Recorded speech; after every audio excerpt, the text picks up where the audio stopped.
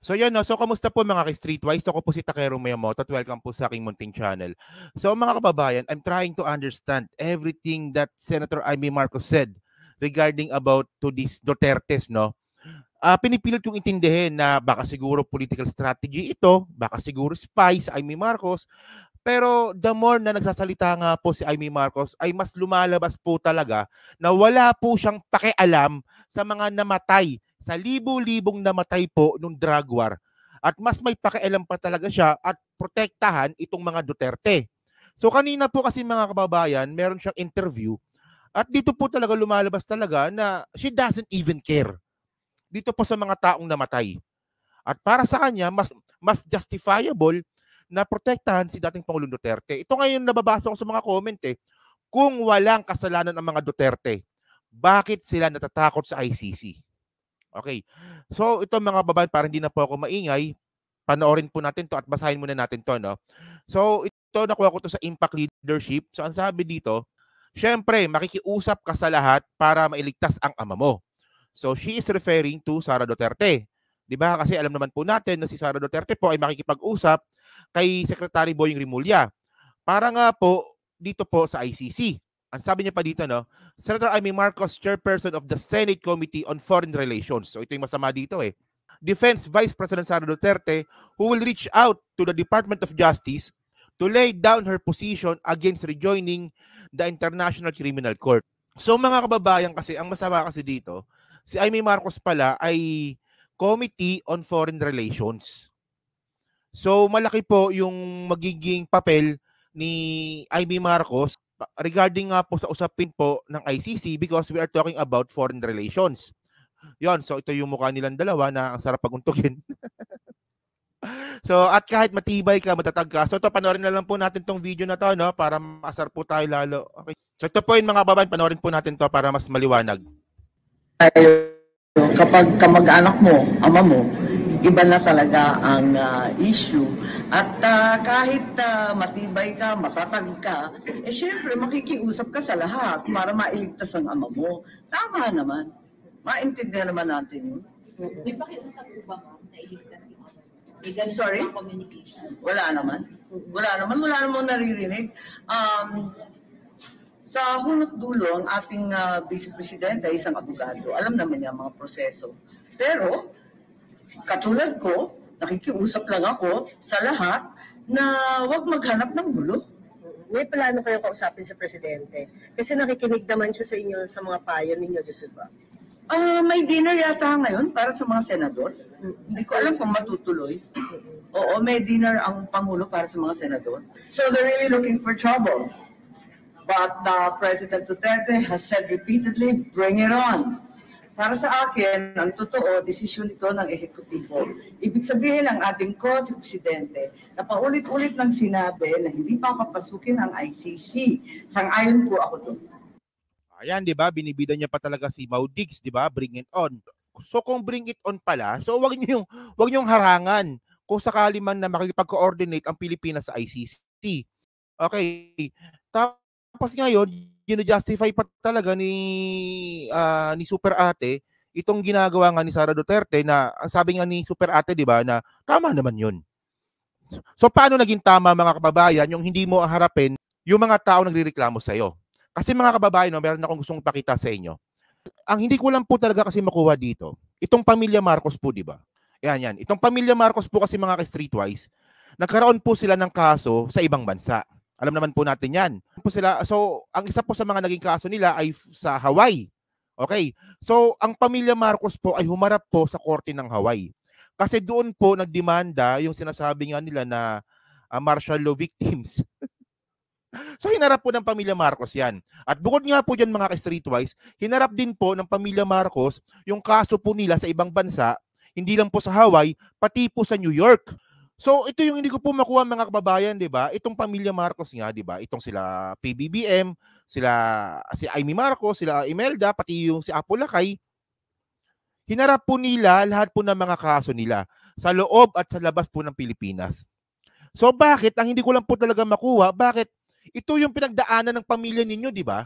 Ito yung pinagdaanan po ng pamilya Marcos dati. Na humaharap sila sa korte po ng ibang bansa. Pero bakit dito po, bakit pinoprotektahan mo si dating Pangulong Duterte? Ito naman yung mga bagay na pinagdaanan na ninyo. At syempre mga ka-Streetwise, once nga po na nalusutan ito ng mga Duterte, mas lalong lilinis po ang pangalan ng mga Duterte dito. O for example ito, di ba, itong pamilya Marcos, hinarap nila lahat ng mga kaso nila. O isipin niyo, di ba, sa loob ng 900 na kaso, walang naipanalo at walang natapos na kaso regarding po na criminal case. Tandaan nyo mga kababayan, no? Tandaan nyo mga ka-Streetwise, no? Lahat po ng kaso ng pamilya Marcos na criminal case, lahat po yan panalo sila. Meron pang naiiwan ngayon yung naka-appeal pa ngayon sa Supreme Court, guilty nga po si Imelda Marcos sa Sandigan Bayan noong 2018 at ayan po ay naiakyat po sa Supreme Court. So hindi pa po tapos yan. Pero ang pinupunto ko lang dito mga ka-Streetwise, kasi mga ka-Streetwise, itong pamilya Marcos po ay hinarap po ang kanilang kaso, hindi lang po sa Pilipinas, kundi po sa ibang bansa kasi naniniwala sila na wala silang kasalanan. 'Di ba? Pero itong mga Duterte naman, bakit pinoprotektahan ninyo kung walang kasalanan si Duterte? Edi pabayaan ninyo. Kasi mga ka-Streetwise, 'di ba? Ito lilinawin ko lang po ulit. 'Di ba? Kung ano ba talaga yung stand ko dito. Nabanggit ko na ito pero gusto ko lang sabihin ulit. Regarding nga po dito sa ICC, kung pabor ba ako o hindi. Para sa akin, it doesn't matter kung pumasok man o hindi dito ang ICC. It doesn't matter po yan. Kasi po, nasa desisyon po talaga yan ni PBBM.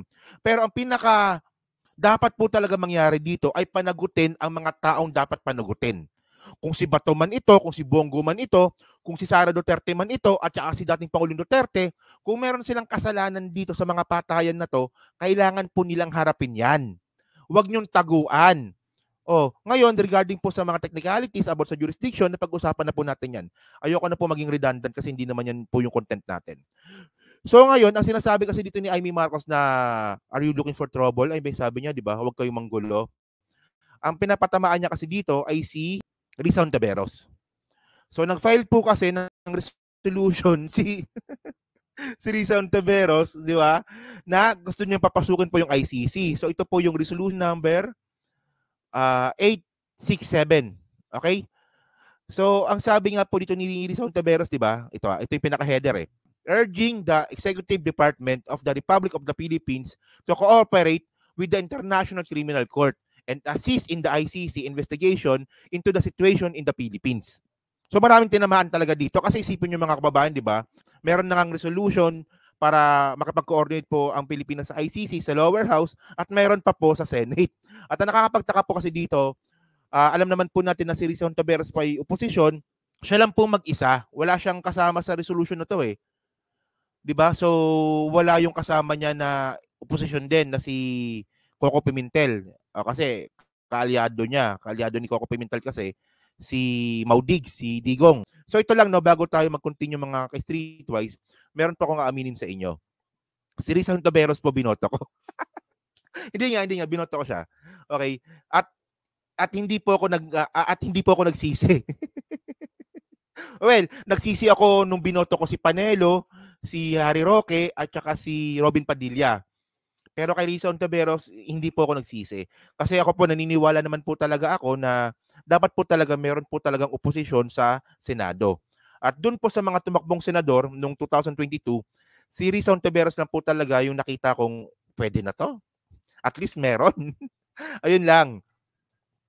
Pero siya lang naman yung binoto ko sa opposition. Si Risa Hontiveros lang. And I never regret it. Okay yan. Okay yung ginagawa ni Risa kahit minsan nakakaasar. Okay? So ngayon, dahil nga po dito sa ginawa nga po ni Risa Hontiveros na resolution, ang unang umiyak dito si Bato. Si Bato de la Rosa po yung unang umiyak dito kasi isipin mo, di ba? Kasi magkaibigan yan Si Bato at si Risa Hontiveros, magkaibigan yan. And then bigla siya nag-file ng resolution para papasukan yung ICC. So it doesn't matter kasi wala namang kwenta si Bato. So mga kababayan, ang gusto ko lang kasing ipunto po dito bago tayo, para makapag-continue po tayo.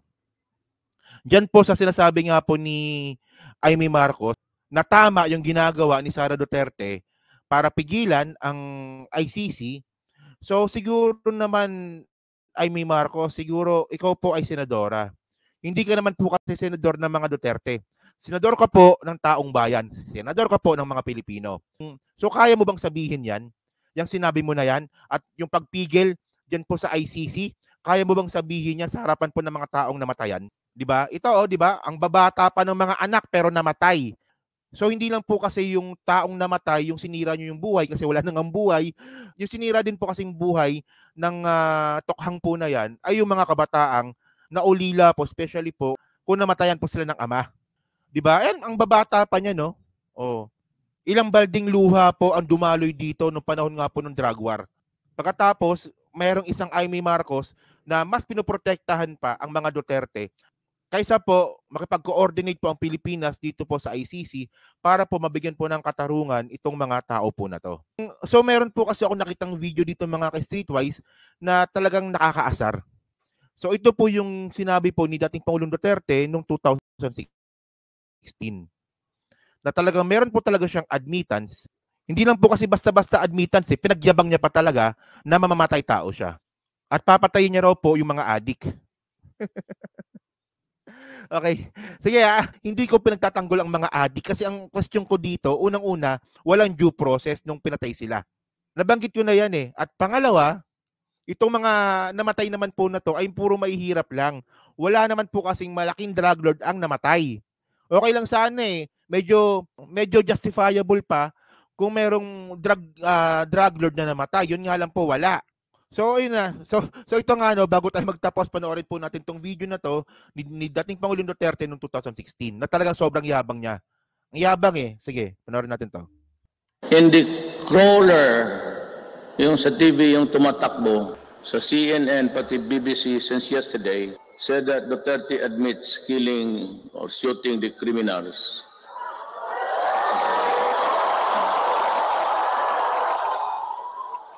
Hindi sila nagkamali. Putang ina, papatayin ko talaga magagawin. My campaign against drug will not stop until the end of my term. That will be 6 years from now. Until the last pusher and the last drug lord are... Sipin nyo, di ba? Pinalakpakan nyo yan. Pero ako hindi. Yan, di ba? Ang tapang-tapang ni Duterte nung panahon niya, nung siya yung presidente, pero ngayon nagtatago na. Di ba? Nagtatago po sa likod ng anak niyang si Sara Duterte. So yun lang po mga ka-Streetwise. So kayo po ba, para ba sa inyo, fair itong mga statement nga po ni Amy Marcos na para sa inyo ba, naintindihan nyo pa rin ba si Amy Marcos dito po sa mga statement niya? At para saan po kasi mga kababayan, ang lumalabas dito, walang pakialam si Amy Marcos sa mga namatay. Mas may pakialam siya dun po sa mga akusado. Dapat po kasi, ang simpatya po natin dapat po sa mga biktima, hindi po sa akusado. At syempre, kung wala naman talagang kasalanan ang mga Duterte, bakit kayo nagtatago sa ICC? Diba? So yun lang po mga kababayan. So paki-comment lang po sa baba at binabasa ko pong lahat yan. So sa muli po, maraming salamat po sa inyong lahat. Ako po si Takero Memoto. Bye-bye.